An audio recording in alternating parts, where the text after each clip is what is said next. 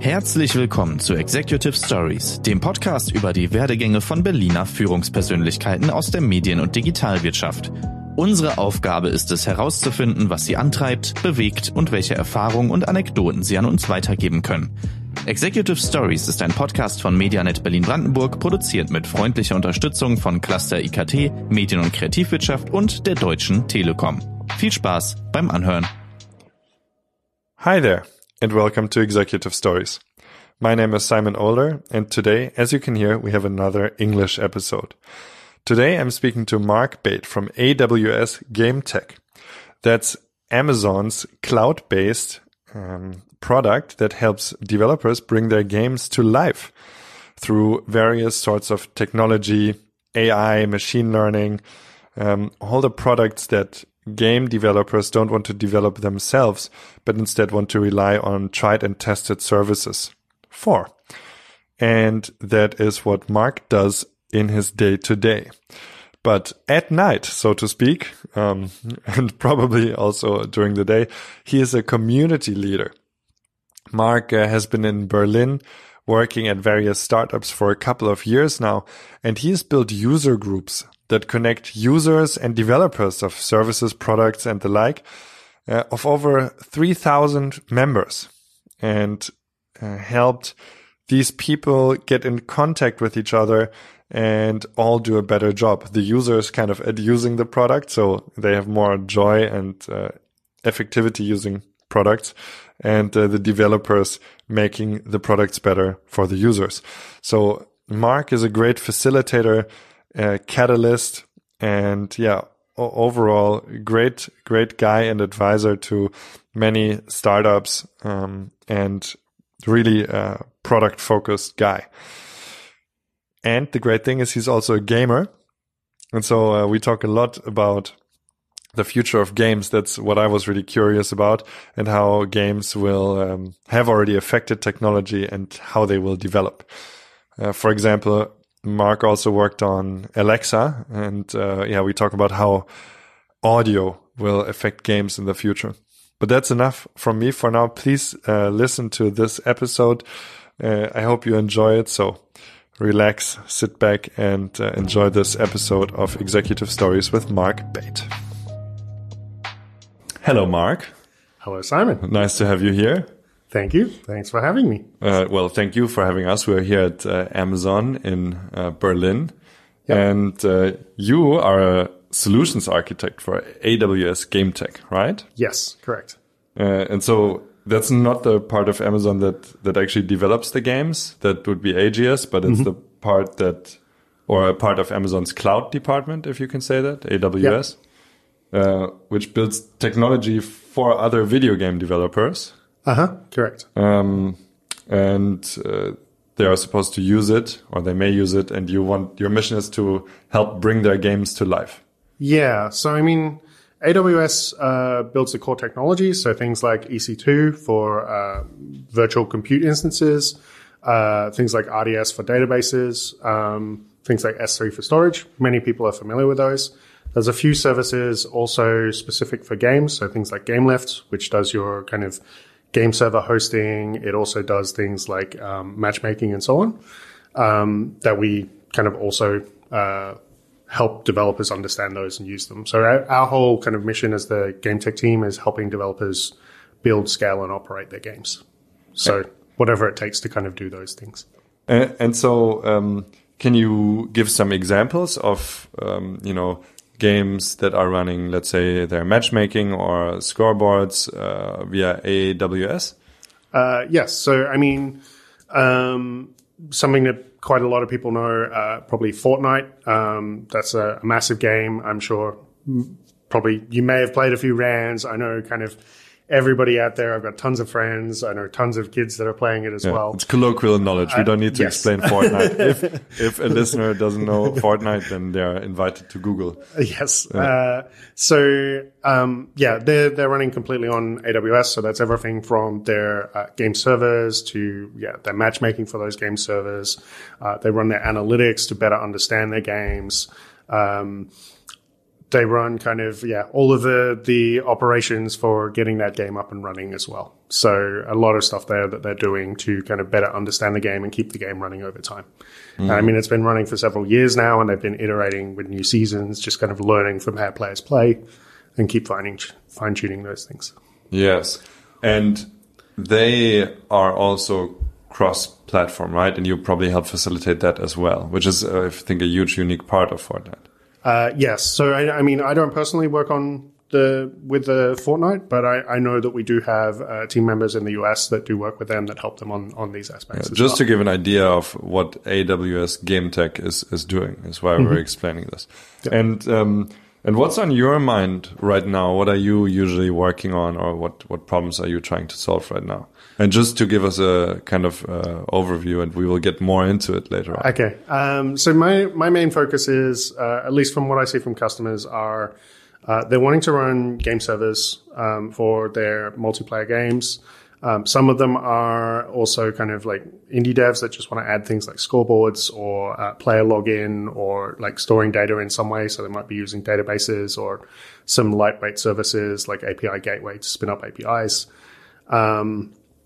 There are things like analytics pipelines. So as you're kind of running a game longer term, you want to kind of understand, first off, what's your daily and monthly active users, what's your average revenue per user, things like that. But you also want to understand, like, what are the actual ways that players engage with your game. So what does their kills, deaths, assists look like? Which items are they picking up? Where are they getting stuck in, like, level 7? These kind of things. So you can use those to fine tune your game or coach the player to get better, those kind of things. There's things like machine learning to start doing things like churn prediction on one side and kind of improving the player experience in there. But we also have customers like Rovio that have started playing around with reinforcement learning, which is essentially where you throw a bot into a level and you kind of teach it this is a good thing and you give it a reward for that, and you teach it this is a bad thing and you give it negative points for that. And so they're using that to kind of QA a lot of their levels.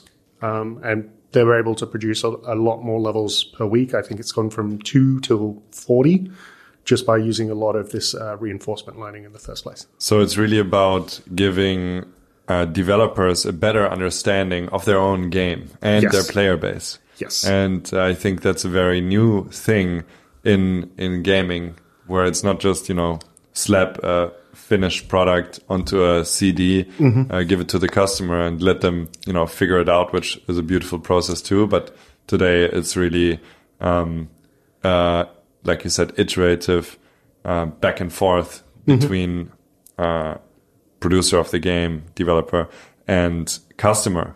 Yes. And the data that flows between them that nobody really sees, but you actually help them see that. You bring that to life for the developer. Yeah, as you say, like previously games, I mean, okay, they have been kind of collecting analytics for a while, but I mean, the games were essentially kind of, okay, we released this idea that we think is good. We've maybe done some play testing beforehand, but like we release this, we think it's good.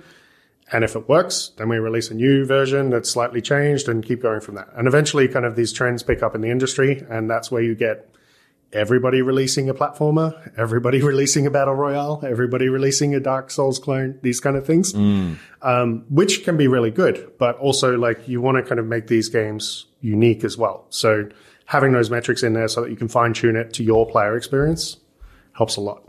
I think that's a great way to put it into a few words, what exactly you're on about. And I would really like to get to know you a little bit better and where you're coming from. And then I want to deep dive a bit with you into the meaning of those topics, cool. What that means for games and tech and so on. But for now, before we explore these potentials of technology and video games with you, I really would like to know who you are, and maybe we can start at the beginning. How and where did you grow up? Okay. So I'm originally from the UK. I grew up there till I was about 10 or 11. And then I ended up moving over to Australia because my parents found work over there. So we moved over there. I think I was there for like a year and a half, and then I bounced back to the UK. And then I bounced back to Australia again. And so I've kind of grown up between the UK and Australia, and I have both aspects of that. That's why my accent is all messed up. For anybody listening, hi. So I think there's kind of those things there. When I was in Australia, I got more into like art and design side. So science was always a curiosity, but I was very much drawn to like art and design. And so I started out as kind of a designer, working on graphic design things, and then got into like multimedia design as well. So before we go into your career, I'm really curious at what age and in which way you came in contact with video games. Okay. So I think that probably sort of started when I was about 5 or 6. So I know my dad was working on a book at the time. And I kind of figured out through watching him how to turn on his Amstrad computer and start messing around. And that's that doesn't sound like that was sanctioned though. No, that was a kind of like, I saw my dad do it. And then when he was out of the room, I went and kind of turned it on and started playing around. So obviously like he noticed some extra files on the floppy disk he was saving to. And he's like, this is a bit weird. Mark, is this you? So I got my own floppy disk to play around with. And like I started playing with like word processors, and that's maybe not the most traditional game, but that's kind of how I got into computers. I believe I remember sitting at my grandpa's computer and really enjoying a specific type of screensaver a lot. That's cool. Is this like the toaster one or the one with the pipes and those kind of things? They fascinated me, but this particular one, I've only seen this on my grandpa's computer, and it was some kid. How would you say that? Like putting posters on a wall, like with the brush and stuff, like brushing up like an advertisement wall or something. That's cool. It also had this repetitive aspect to it, but I don't know if you've ever seen it, but I've never seen it again. Yeah, I've never seen that one. Must have been some type of custom thing that my grandpa found. But yeah, it's a funny thing, right? Like the computer itself is like an invitation to play. And I mean, I played tons with Microsoft Word. You probably were earlier than Microsoft Word. I don't even remember what the program was called, but yeah, it was an early word processor, like back in the day. And then, I mean, so I started with that, but then I did kind of play on my granddad's like Tandy computer as well, and started playing a whole load of games with him and my grandma, which was really cool. You got to play things like Quick Draw and like those old kind of like, you know, blocky graphics where you move around simple mazes and find the things, those things. And then when I was about 8, my parents bought me an Atari STE, the 520 STE, and that's where I played pretty much all my games from then on. So you have things like Monkey Island, Dragon's Breath, Super Cycle, Indiana Jones and the Last Crusade, Zool, like a whole lot of these games that I was just nerding out on. I eventually got a Nintendo as well, but I think I kind of started playing on the Atari. So. Yeah, that's very nice. And I remember you also told me that you used to play with your sister a lot, right? And you kind of went through, maybe you can tell a story. Yeah. So, I mean, my sister is like 2.5 years younger than me. So, and then I have other siblings that are about 8 years younger than me. So it was kind of me and my sister playing the Atari quite a lot in terms of like just passing the controller back and forth, trying to beat each other. And then when we got the Nintendo, you know, you can play Mario like 2 players. So it was kind of like, I love this kind of aspect of like you play and then you watch a sibling play or a friend play or whatever. You learn from this, and you can kind of help them go, no, don't hit that. That's the bad block. Or, go down there. There's a secret. Or like, you know, when you first discover the concept of warp whistles in Mario 3 or something like that, and you kind of like, what does this do? Let's try it out. Or where does the secret vine go? All of that kind of stuff that you can learn from each other. And you were peaceful, it sounds like. Or mostly. We got on pretty well as siblings. But yeah, of course, sometimes you steal each other's toys and those kind of things. Of course. And it's, I think it's a beautiful thing to this way of playing with the video game. I mean, you said you were just drawn to it naturally, it seems like. Yeah. And like so many of us, and to share it with somebody like a sibling and in this equal way, and then also looking at the same game together, trying to beat it together, or, trying to one up each other. I think it's a wonderful way to play. The really cool thing I saw on Facebook, it must have been like a year or so back now, but my sister, she's over in Australia. That's why I'm seeing on Facebook, but she's telling me like, her son kind of came to her and said, "Mommy, I want to show you like a Nintendo game." And she's like, "Okay, I'll watch." And it was Mario 1. And she's like, "I'm going to show you how to," or he's going to show her how to play. And she's like, "No, I'm going to show you how to play." It's kind of cool. You don't even know what I know. Exactly. That's beautiful. I think that's a rare connection. Not that many, like in our generation, I think, well, we like you just described, you're like a proto gamer, earliest games basically. And there's no way that your parents, and even in my case, my parents had no, real connection to that. So there wasn't this depth of understanding. Yeah. Just to imagine your nephew, I guess, recognizing a shared interest with his mom like that. That's so valuable. That's cool. Yeah. It's beautiful. So you were in touch with these games, like always in a way. Did your moving back and forth that you described, have anything? Do you think that affected you at all? Was it? I think it kind of gave me a wider view of the world. Like, I think, of course, when you grow up in one place, like all you kind of know is that place. Like you don't know what's happening on the other side of the world. And where I grew up in Coventry in the UK, it's a nice city. It's kind of known for its universities these days. It's where like Jaguar Motors came from. It's a bit rough around the edges, but like it's an okay kind of UK city in the middle kind of thing. Okay, UK. Yeah. Whereas you go to Australia and it's like, I mean, it's way sunnier every day. Like UK, just like every time you go there, it's kind of gray. It's probably going to rain that day. Like, I like the UK, but yeah, what the do you weather think is about not the weather best. today? It's probably going to rain. I think you're right. Yeah.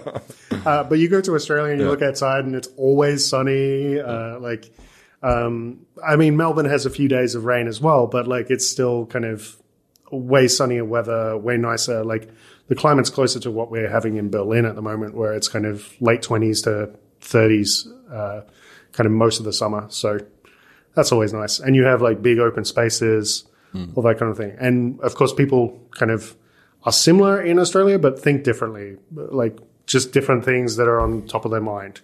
And now moving back to Berlin, they think differently as well. And like, it's just kind of, you get a whole experience of how different cultures think and how they interact with each other. It kind of gives you a wider picture of things. Yeah. And then you mentioned, I think you were in Australia at the time you started your career as an art designer. I studied, I think it was arts multimedia back then. I think the course has changed names a little bit, but I was kind of working on that. I was working on like things like Director and Flash and so on. Started out doing that, building websites. I knew how to make the front end look pretty. I didn't quite know how the back end worked. So then I started studying web development, software development. And that's how I kind of got into like science in a sense. So I was working for Monash University in their protein structure and function department, helping them build websites for scientific research. So kind of classifying things or running data science tools or running grid computing, that kind of stuff. So and so you basically moved from being an art and design person into more a sciencey thing, a tinkery thing. Yeah. Probably, I mean, as a gamer, it seems pretty natural to discover that because it's also very playful. Nature, correct? It's this whole kind of like, it is kind of like a game where you're kind of drawn into it and you're like, there's a secret over there and I want to go find out how it is, or like maybe there's an Easter egg here. So you start kind of exploring the whole thing of science. And I went from just building websites to operating the servers to eventually like building compute clusters for our teams. And I started understanding things like grid computing, which was kind of cloud computing was just taking off at the same time, but being able to kind of farm jobs out to many instances that could kind of do the processing instead of running them on one computer, change things. So that basically means that you connect a bunch of computers together, and they work on the same problem with, combining all the processing power. Yeah. So, I mean, one of the examples I had was kind of we were trying to find out the structure of a protein based on, we'd taken it to a synchrotron, which is essentially a large kind of magnet that shoots X-rays at something, and they bounce off and they give you all these pretty dots on a backboard, but you lose kind of the phase of the wave that you're actually shooting across. So you need to kind of recalculate that. Yeah. So we were basically taking the entire known human protein structure set and farming that out to grids, and probably doing, I don't know, maybe a few years worth of work in a few hours. Whoa, that's so cool. So yeah, it was kind of cool, and being able to kind of get those things happening fast was a lot of fun. That must, and you taught all of that yourself? Yeah, pretty much. Kind of, there was a few friends that were in the space already, and I kind of chatted to those and said, show me how to do this or show me how to operate these things. But yeah, most of it was kind of me falling in the deep end and then figuring out how to swim. Ah. So it's like you're a self-taught, full stack developer in a way, right? You went from the front end to the back end to pretty the deep much. back end. Yeah. That's awesome. That's so cool. And where did you go next? So I was there for a while. I built grid computers, was operating those, teaching scientists how to use them for drug design and all that kind of stuff, and solving their protein structures. And then, unfortunately, university funding is year to year, and my lab manager didn't get the funding for my position. So I started going out into the startup world. I went to a startup called Macintosh, who do scientific software. Initially, it was for Mac and iOS, and they've started to branch out to Android and Windows now. But the main thing I worked on was a thing called Papers, which is kind of like iTunes for your journal articles. So if you're writing a PhD thesis or something like that, you download a ton of PDFs. Yeah. They end up it's all over really your hard annoying. drive. It's terrible. Yes. So you bring them into this application. It kind of reads the metadata of them, uploads that to the cloud, downloads any metadata that's missing, and then you have a searchable library of all of these kind of things. And it has a little tool that makes it easier to cite inside your paper as well. Also very important, because you don't want to type that out yourself. Yes. So, I mean, the company was acquired and they've changed it up a bit since, but I think most of the core features are still there. But yeah, it was kind of a cool tool for doing that kind of stuff. I did that for maybe a year and a half, maybe a bit longer. And then I was after a new challenge, and that's when I discovered Wunderlist. So I moved to Berlin, Germany for that. I joined Six Wunderkinder, the company that makes it. Which is a to-do list app, which has since been acquired, right? It was acquired by Microsoft in 2015, I think. Yes. And sadly, it was kind of shut down, I think, about a month or so back. They migrated the users across to Microsoft to do. But yes, it was a cross-platform to-do app that was on pretty much every device that you could think of. Yeah. Had really fast sync. So I know people that used it that would kind of go into a supermarket as a couple, and they'd have a shopping list on the app, and one of them would run down one aisle and another would run down the other aisle, and they're just checking it off back and forth, and it was syncing across their phones, telling them that all the things had been picked up, and then they could just run to the checkout together.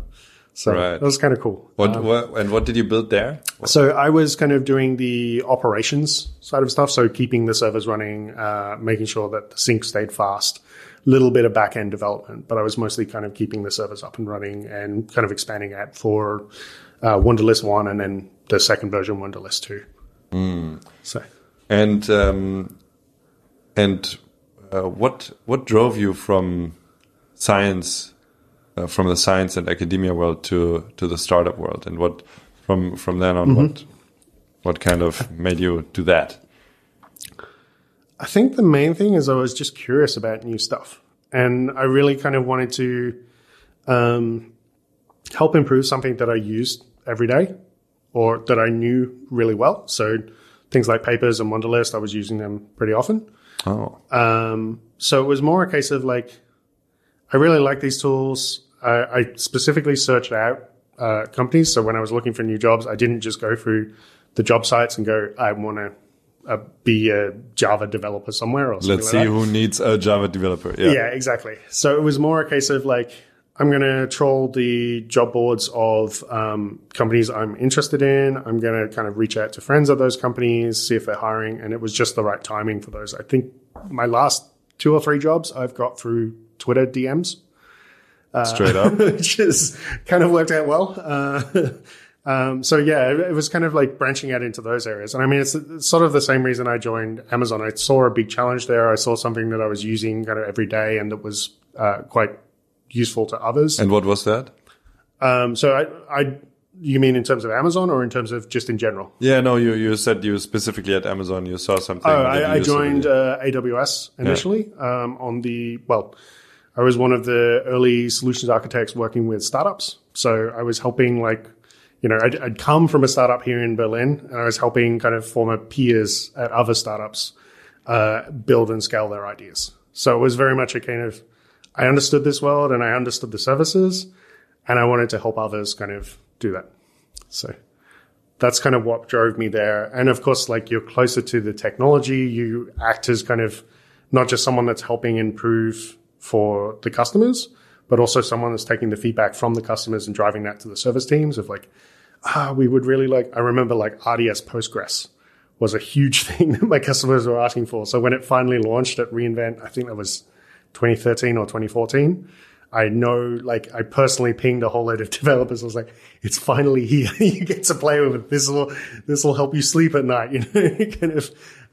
So I think it was, like super useful to kind of be able to drive those in both ways. Yeah. So if I understood you right, so in the technical terms, I have no idea what exactly you just spoke about, RDS Postgres, but I mean, I've heard that, but I don't know what it means, but just in a sense that a new tool was launched and you kind of, propagated the news through your network. Yes. So, sorry, it's a database engine. And this is a service that essentially runs it in a managed form. So without that, you basically have to boot up your EC2 instances, so your compute instances, install the software yourself, manage the backups yourself, manage like failover, anything like that. So this kind of gives you a whole service that manages that. Exactly. So, and you went around and had all these connections built between the service and the developers. That was kind of this in-between facilitation role that you fulfilled? Not directly. It was more a case of like, I knew these customers wanted this and I gave the feedback to the service team. They were probably already working on this, but at least they knew now the needs of these specific developers. I see.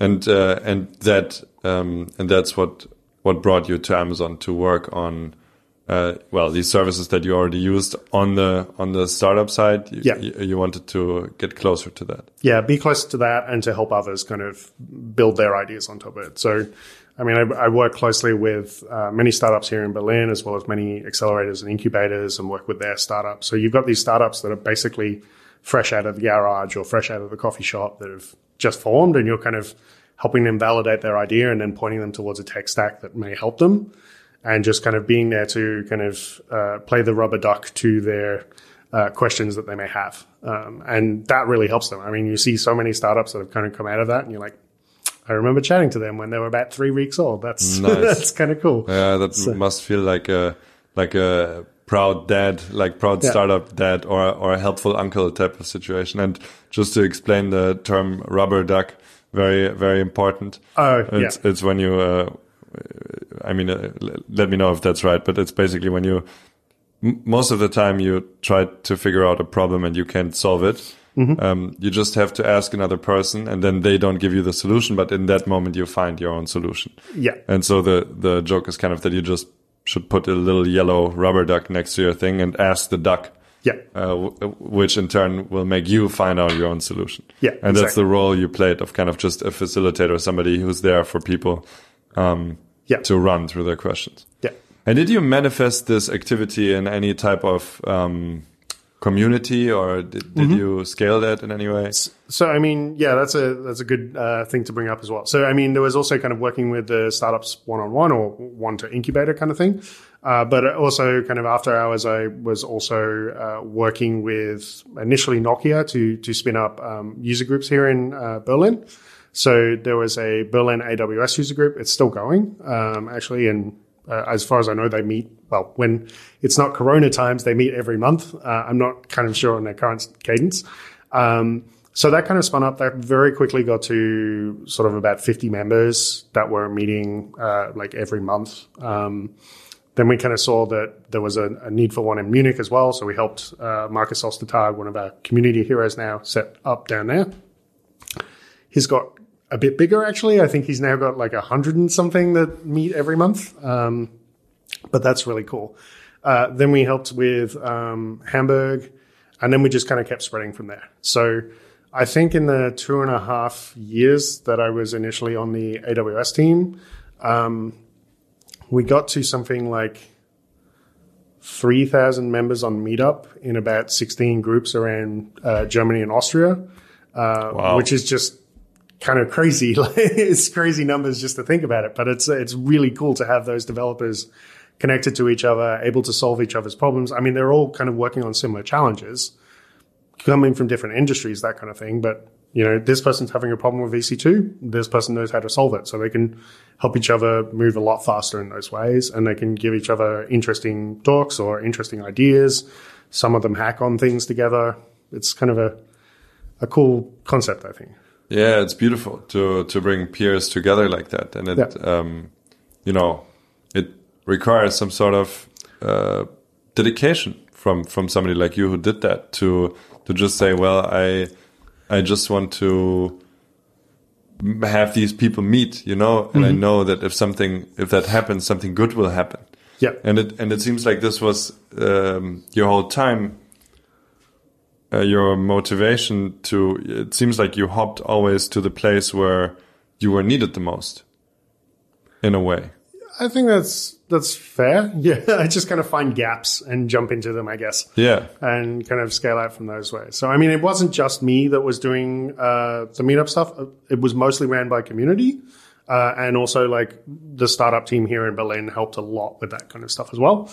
But yeah, like, stepping into that and helping connect those leaders, helping them scale out, helping make sure that they had content, helping make sure that they knew what to do if something went wrong, or that they had venues to speak in, those kind of things. Yeah.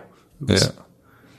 And now, you know, you've gone from artist to engineer, more or less self-taught. Yeah. You've gone from academia in Australia to the startup world in Berlin and Germany. There are basically tons of places where you could go, and you have a habit of, you know, selecting a specific place, like you said. Yeah. And now you're at Amazon Game Tech, and it seems like, as far as I've heard from you, it's very close to like your core mission. It seems like you're in the right place. Yeah. So, I mean, I went from the startup team and actually found another secret project that was happening that eventually became Alexa launching in UK and Germany. And so I worked on that. Another secret. Yeah. Not a secret anymore. Like, it's definitely out there. Many people are kind of using Alexa devices. Yes. You know, I have quite a few at home. I'm sure quite a few in this building as well. I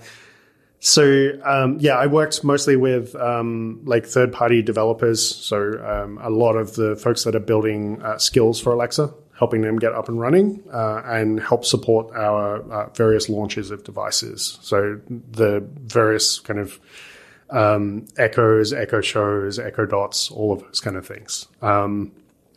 And so I did that for a while. And then as we kind of grew out the team, I could focus a bit more on voice games. So I could start exploring like how voice could be used for games ideas. And that's kind of what drove me into the curiosity about games. And that's kind of why I've stepped over to Game Tech now. So I'm just kind of curious about games in general. I've got all this experience from like the startup world of like moving fast and building these things and scaling to like crazy levels, like tens of millions of users, those kind of things. So I think a lot of that also applies to games as well. So that's kind of why I'm in this space. And also, like, it's one of those things I like to do in my spare time as well. I play a ton of games.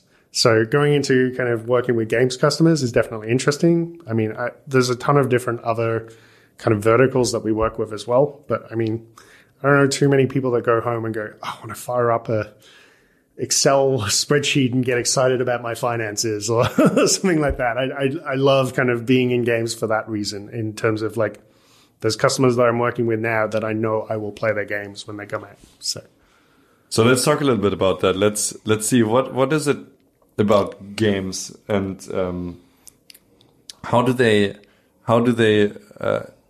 how do games and technology kind of work in tandem? It seems like they are so closely interlinked.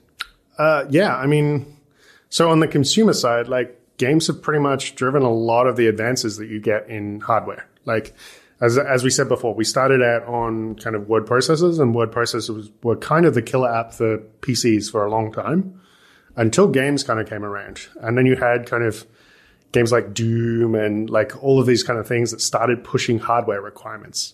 And people kind of upgrade their computers now, not because they want to run bigger databases or bigger word files or something like that. It's because they want to play the latest, greatest games. Same reason you may buy a PS5 or an Xbox Series X or the next Nintendo when it comes out. You want to play the latest, greatest games.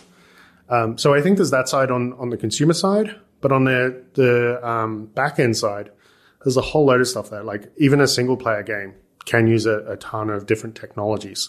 So things like scoreboards, yeah, they can definitely run as a database and a few APIs to get those up and running. You've suddenly got kind of a challenge to your game that you had even back in the arcade days. When you went along, you took your 25 cents or whatever it was, 50 cents to play the game, and you put your 3 letters in the high score table. You can do that again now, like with kind of cloud databases and APIs and that kind of stuff. It affects a lot more people. You're not just playing against your local arcade homies. You're playing against the whole world. Yeah. So it's the greatest challenge possible. Exactly. So, I mean, when you're playing half of these games, they might even be indie games. So there's, I don't know how many thousands, millions of people playing them, but you just have this kind of leaderboard of like everybody that's in that level. And you're kind of like, I'm the greatest person in the world at this level, or I'm the second greatest and I want to beat the first greatest. And and it's very important to find these points of competition. I mean, we have it through esports, which is pretty organized, but you also have it in the small versions like speedrunning, which is basically arbitrary goals that you set to play through a game in a very low amount of time. Yeah. And then there are, community run scoreboards to see who's the best at that. So the competition is always there for all gamers. And to have that technology that enables that is key, right? And you mentioned it. We've been in the current console and console cycle for about 7 years, I think. And you just mentioned PS5, Xbox Series X, a new generation is coming out. And with it, there's also a generation coming out with new ways of consumption, like streaming games. Yeah.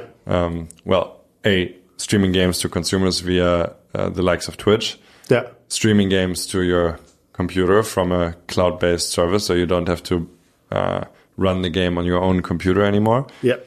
There is VR. You mentioned audio and so on. What are we entering into right now in terms of new game lifecycle? What will games be like during the next 10 years or so? Yeah, I think that's a very good question. I think, and it's very hard to predict, but I think that the things that we're going to see are definitely a lot of kind of player-driven development of the game. So in terms of understanding how players play these and refining that over time. And then I think we're going to see a lot of experimentation with hardware. So I think VR is still a bit of a curiosity. There's a few games out there that are awesome for it. I've not played Half-Life Alyx, but I've heard that's really cool. I've played Astrobot Rescue Mission on the PSVR. That's super awesome. If you haven't played that, definitely play it. It's my favorite VR game. There's things like Superhot in VR. There's I'm thinking of the dancing one. The one with the lightsabers? Beat Saber. That's it, yes. So all of these kind of games that are really cool that I think is it's very early there. And I think people are starting to try to understand the VR space and trying to find the next hit.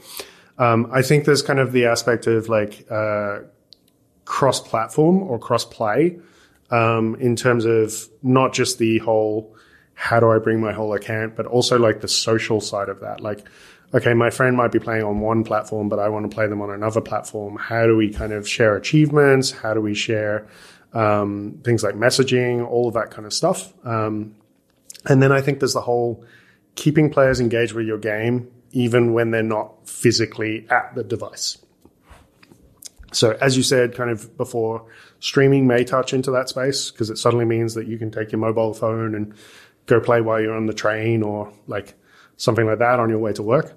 But I think there's also things like, so especially from like my experience in the voice game space, I saw a couple of developers like Bungie and Activision build skills that would let you take small actions inside Destiny 2 and also Call of Duty. So the Destiny 2 would let you kind of check which friends were online or change your loadouts or kind of what's your next mission, that kind of stuff. And I think the Call of Duty one would basically coach you to get your KDA up. So your kills, deaths, and assists. Like how do you get better at that? So I think there's those aspects, but especially now that like the Echo team have kind of brought out the Echo Buds and the Echo Auto. So the Buds are the headphones and the Auto is the one in the car, which connect to your mobile phone and then can use things like GPS. So I think you have a kind of always on connection that way. So imagine you're kind of driving home from work or you're on the U-Bahn on the way home from work and you're able to kind of check in, live what's happening in Destiny 2 or like what's happening in this game or like a persistent online world where you could kind of take actions and say, have my crops finished growing yet? Am I under attack? Do I need to do this? That's much faster than like the current process where you need to kind of boot your PC up, wait the 2 minutes for Windows to start up, download all the Windows updates, because I'm sure there's Windows updates, start Steam, wait for the Steam updates, start the game, eventually get into the game, and 5 minutes later, there's no changes, everything's good, thanks. Okay, I can go back to what I'm doing. But I remember as we chatted before, there was old like browser games that you needed to check in like once per day or something to make sure if you're serious about it a bit more often. Yeah. But these kind of things are now very easy to do via voice. And it's fascinating that browser games who basically are, and you had this joke, but they are basically glorified Excel tables that are, have some prohibitive elements to turn them into a game, have... Well, they have an aura of boringness because they are, they don't have any graphical interface really. So, and of course there's excitement through player-on-player interaction, fights and so on, fight timings, blah, blah, blah. But it's so funny pairing such an old and, boring quote-unquote thing with audio suddenly seems to be able to bring a whole new world to life. Like you said, you can be in the U-Bahn or whatever and constantly interact with this world. And just through audio and the good audio AI that speaks to you like Alexa, right? Yeah. I mean, it boggles my mind. Even if you have like a regular Echo, you can still do this in your living room. Obviously, yes. You can then also open up the experience to everybody that you live with. So instead of being like you on a single computer focused there, maybe you kind of get like your housemates or your kids or your spouse involved kind of thing. And kind of, it's not just you playing as an individual, it's you playing as a family. And then it's kind of like, maybe we should kind of invade this opponent or, build this kind of resource. Or you're like yelling at your daughter. It's like, take out the trash and invade the opponents. Yes. do your household duties. That's hilarious. Yeah. And it makes it persistent for many other people too. And it's really just, what you perceive in the world, is just what you put kind of in front of you. So if you sit in the front of the computer, you have a game, that's what you're kind of zoomed into in that moment. But, audio can make this weirdly accessible to many people. And so you can share kind of, I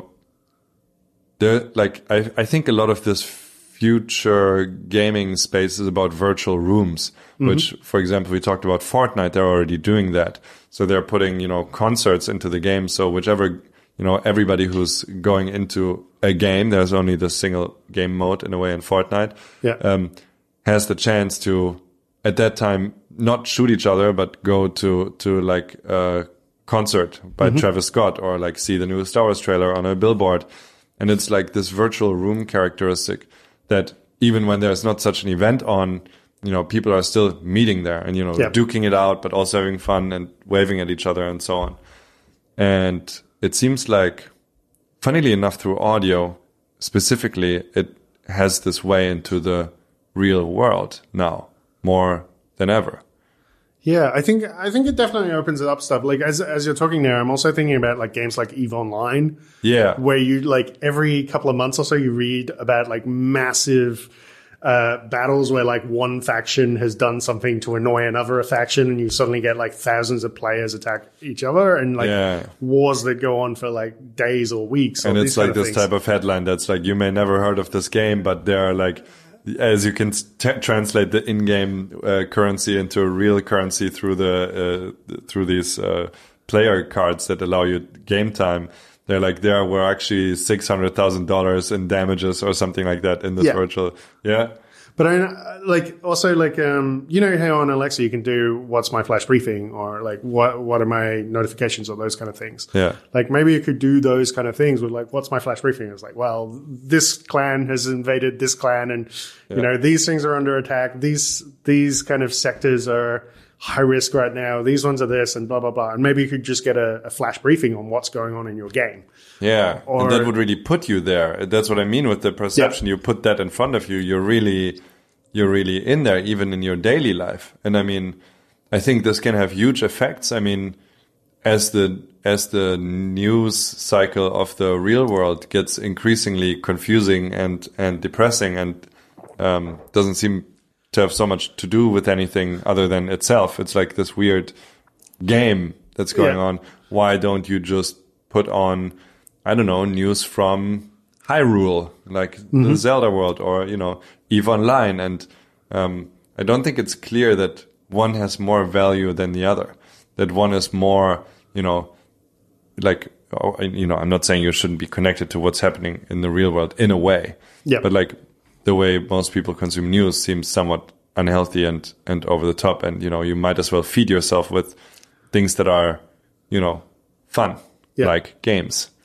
Yeah, I guess most people's kind of news consumption comes like third or fourth hand via social networks or something like that. So Twitter, it's kind of been like they've played telephone in the way, and it's like, this is what's actually happening in the news, and this is what you see maybe sensationalized in some way, or this is kind of the soundbite that you hear. Yeah. So I guess kind of if you can do that to something that you enjoy, like games, then there's a benefit to it as well. Like just being able to get a soundbite of like, what's the latest speedrun time on The Messenger or Dead Cells. There are no like bad news there. There are only good news. Like why not have that? Yeah. And I think it's a very, I mean, you mentioned earlier I asked you about the new generation, and it's about, cross-platform accessibility to many people have accessibility to the same game.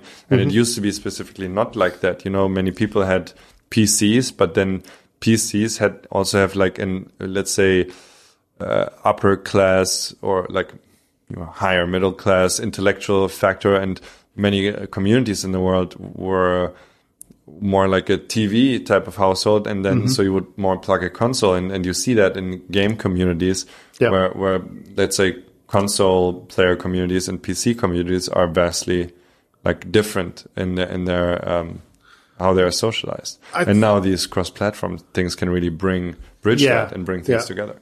I think there will still be some aspect of like loyalists to certain platforms, but I think there will be people that play across everything. Like I have half of the things set up at home, and so like I specifically love things like the Witcher 3, which has kind of the login with, I think it's GOG, and then you can play like games. Then you can kind of transfer your progress across from like the Switch to the PC to the PlayStation to all of these things. So if you have the game on everything, you can just keep continuing on the quest from there.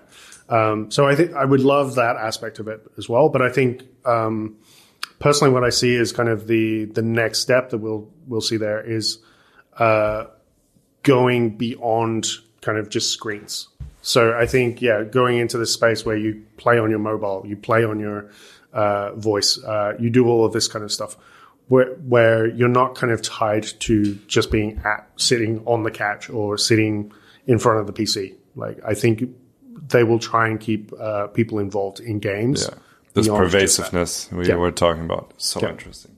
And let's talk a little bit about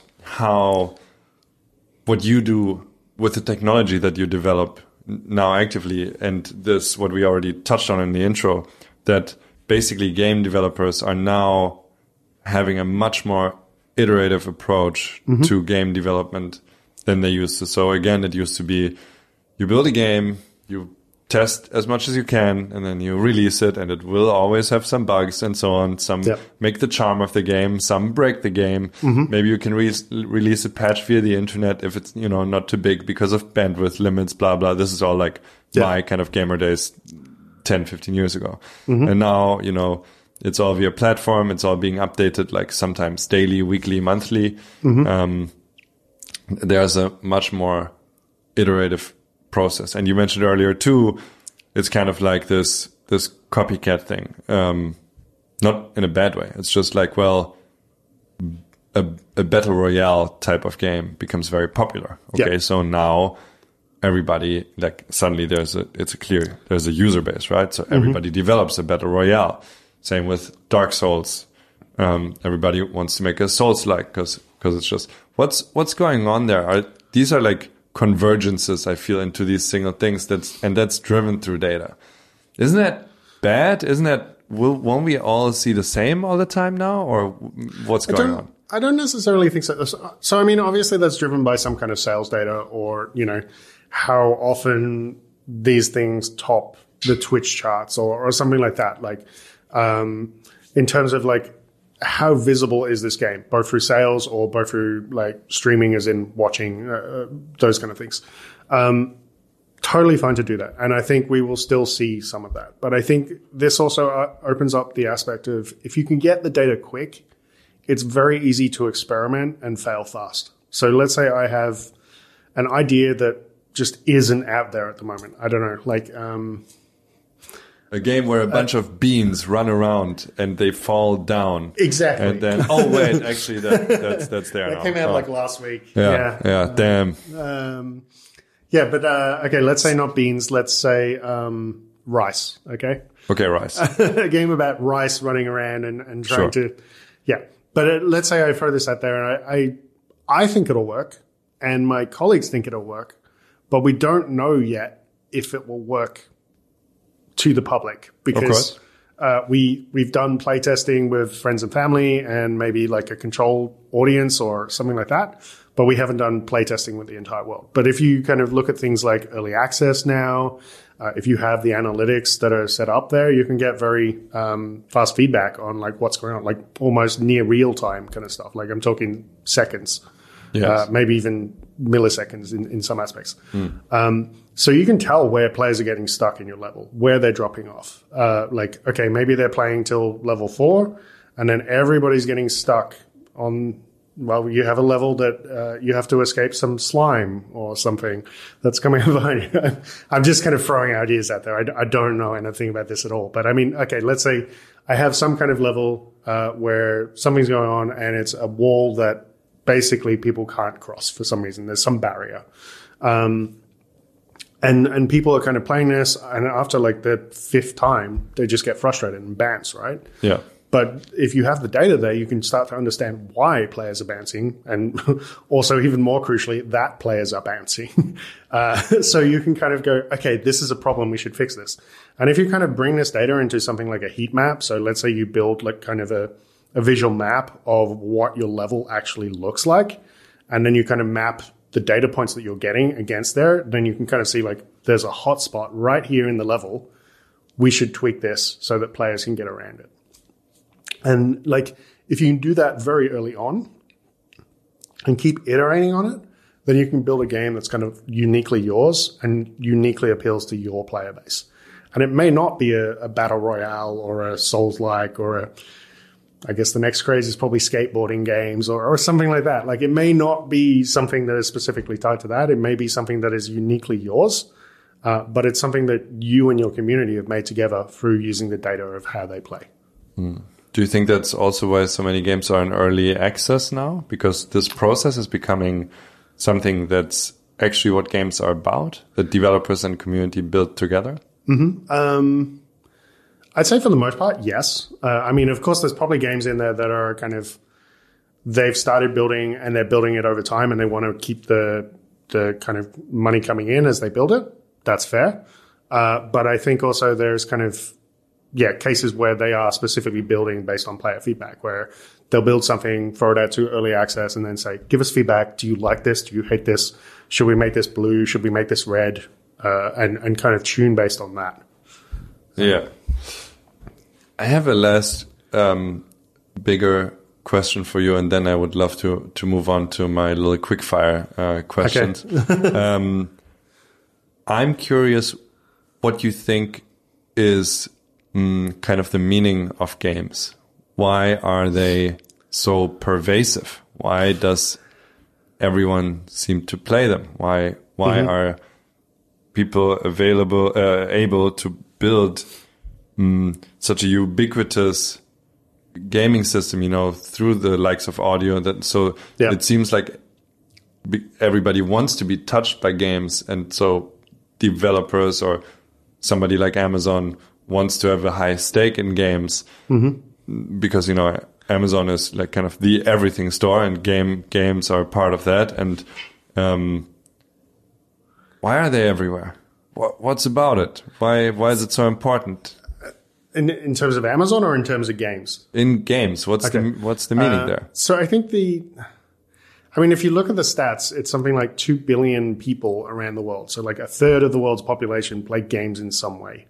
That's not necessarily going home and playing kind of deep diving into Call of Duty every night, or, playing kind of World of Warcraft or something like that. That can just be kind of playing 5-10 minutes on a mobile game every day. It still counts as gaming.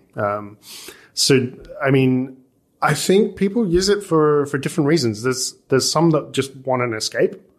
So there's kind of, obviously there are people that have kind of busy lives and, maybe stressful or just kind of a lot going on, and they just need to relax. And for them, games is a way of relaxing. That could be something like Animal Crossing, where people go and build a lovely island and kind of fancy up their house and all this kind of stuff. It could also be something like Dark Souls, where they just like getting hit with big hammers and big swords or something like that. Maybe. I don't know. I think there's that side. I think there's also a very strong challenge side, where people want to experience new and interesting challenges, something that they just can't get out of the real world. I played the Tony Hawk's demo recently, the new Pro Skater 1 and 2 remake, and the warehouse level is super nice, really well done. Like, it feels exactly like the original one. I play it because I know that I'm never going to be able to manual into it, triple kickflip into it, all of this kind of stuff. I'm never going to be able to do that myself, but playing it in game is a ton of fun. So I think there's that aspect. And then, I think it's just many of these people also grew up kind of wanting more interactivity than television could give them. So television's great if you just want to consume a whole load of content and veg at, and, I watch a ton of Netflix. I love that kind of stuff. But there's also kind of people that are just I don't want to just sit on the couch and just basically eat potato chips and drink soda all day, but I want to kind of interact with the content in a way as well. And video games can give you that as well. So I think those are my main reasons of why I think video games are interesting. Yeah, I think they're very good reasons. And I think everybody should consider them as a very important part of the technology and digital industry. They might be one of the key reasons why. What is it, Moore's law or something, where the processing power doubles every 2 years or so? Yeah. I think you touched on it, and it seems to be a big reason. And it's basically, I have this feeling since we talked before this podcast, I have this connection in my head that, wow, it seems like most of technology seems to be driven by some sort of games.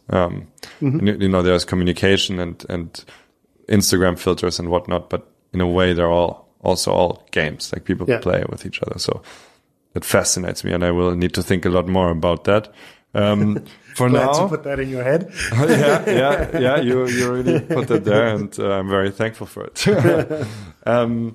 I have a couple of questions for you that I ask everybody on this podcast.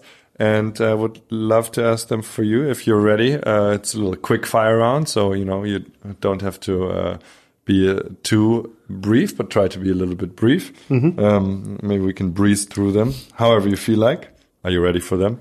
Yeah. 1 sec. Yeah. Take a sip. They are short, but not always simple. Okay.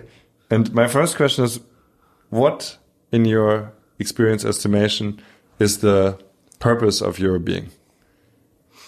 Wow. It got deep. No, I think the places where I add value are more kind of bringing people together, looking into like their ideas and helping them kind of find the fastest way to experiment and bring those ideas to production. And then kind of keep them running once they're there. Am I perfect at it? No, no one's perfect at those things. But I think that's what I find that I'm good at in terms of user groups, helping startups and game developers get started, helping them kind of understand what they're running. And I do that for many things as well. It's not just work stuff. I just have a habit of doing that. So it's a good habit to have, I think. What inspires you?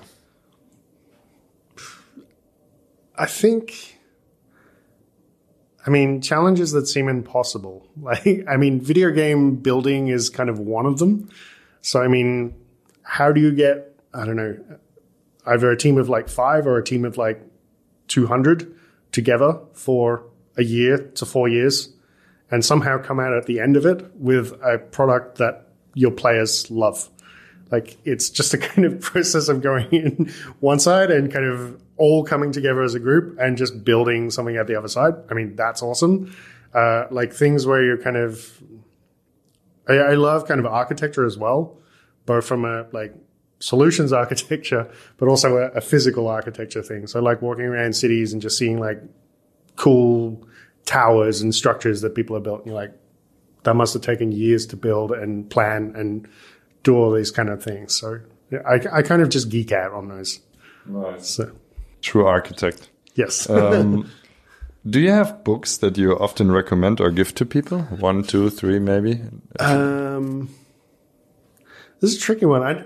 I would love to read a lot. I just don't find the time. It turns out that between work, Netflix, video games, and keeping up with friends, I don't have a lot of time to read. I tend to read more kind of graphic novels and comics and that kind of thing. And then read the more kind of nonfiction or fiction stuff when I get vacation time. So I think the things I found interesting are The Making of Karateka by Jordan Magnol, and also his second book in that series, The Making of Prince of Persia. So those are his diaries from those times and kind of him going from a student to an actual proper kind of games developer, and it's just reading his diary entries of what he's doing.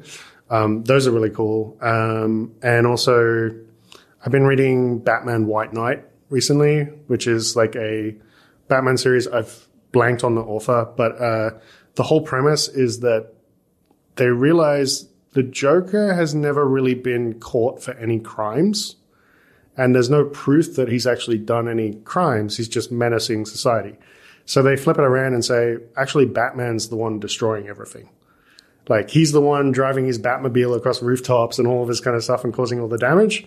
So then the police department go after Batman, and the Joker actually becomes sane and starts running as a political candidate. And it's kind of a weird story. Pretty twisted to me. It very much just flips the whole thing on its head.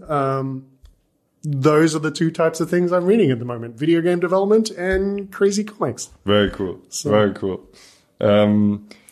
What is the change that you would like to see in the world?